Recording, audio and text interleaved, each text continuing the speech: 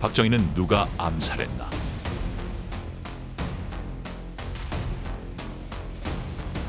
박정희 암살의 서욱, IMF까지.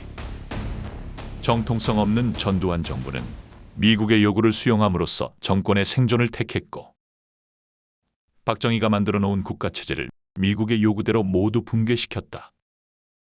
박정희는 자립국가 완전 독립국가를 지향했다. 국민 주체의 국가로 만들려 했다. 전두환은 미제국의 요구대로 국가를 들어바친 부역자였다. 미국은 더 이상 동맹국을 대신해 싸우지 않는다. 닉슨 독트리너. 이는 한국에게 자주국방과 자주결정을 요구한 선언이었지만 동시에 미국이 동맹을 관리 대상으로 재편하겠다는 신호이기도 했다. 한국은 이때부터 보호받는 전초기지가 아니라 스스로 책임져야 하는 국가가 되었다.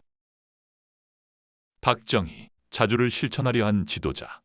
박정희는 닉슨 독트린을 위기이자 기회로 인식했다. 자주 국방 강화, 방위산업 육성, 중화공업 추진, 에너지 연료 주권 시도, 장기 국가계획 유지, 그의 핵심 인식은 분명했다. 동맹은 유지하되 결정은 우리가 한다.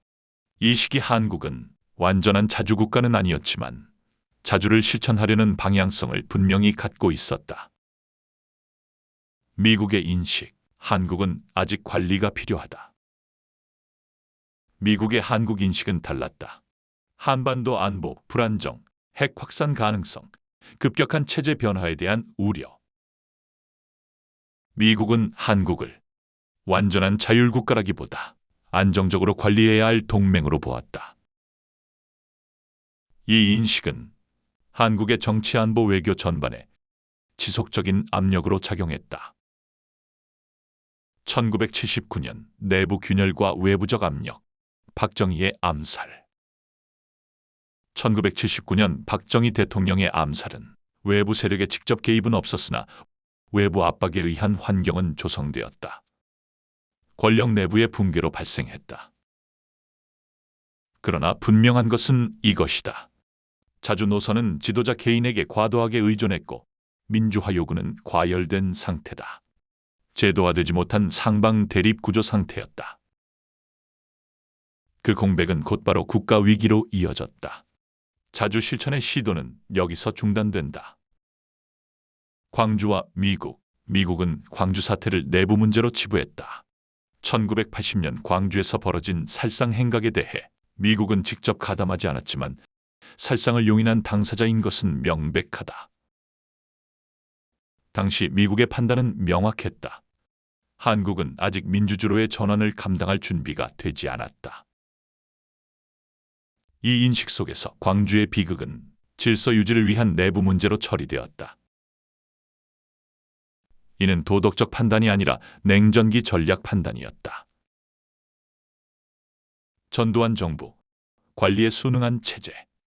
정통성 없는 전두환 정부는 국내적 정당성을 확보할 수 없었기에 대외적으로는 더욱 순응적일 수밖에 없었다. 미국의 안보 요구 수용, 핵국방 자율성 포기, 정치 외교적 마찰 최소화. 그 결과 한국은 관리하기 쉬운 동맹이 되었다. 자주권은 사실상 봉인된다. IMF는 자주를 관리 대상으로 고정한다. 1997년 IMF 외환 위기는 이 흐름을 완성시킨 사건이었다. 이 흐름은 곧 대한민의 국부의 수탈과 미제국의 자본 침식으로 진행되었다.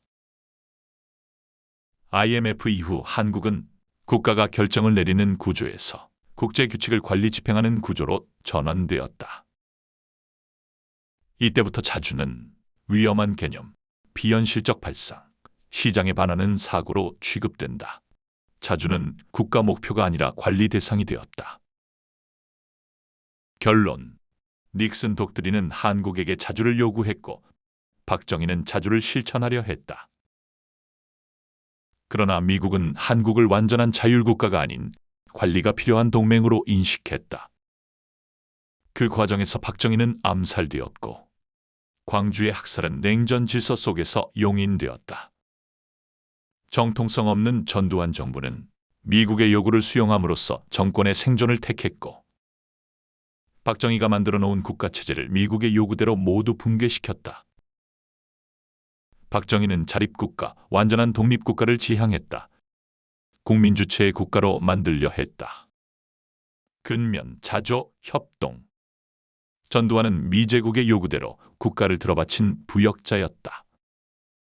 이 두 정신을 함께 수용한 소위 보수라는 자들은 정신 이상적 형태로 나타날 수밖에 없으며 스스로 자해하는 귀신 들린 형태로 나타날 수밖에 없는 것이다. IMF는 자주를 구조적으로 관리 대상으로 만들었다. 이런 상태의 지금 정부는 다음 정부는 어떤 길을 택해야 할까? 2025년 12월 24일 크리스마스 전야.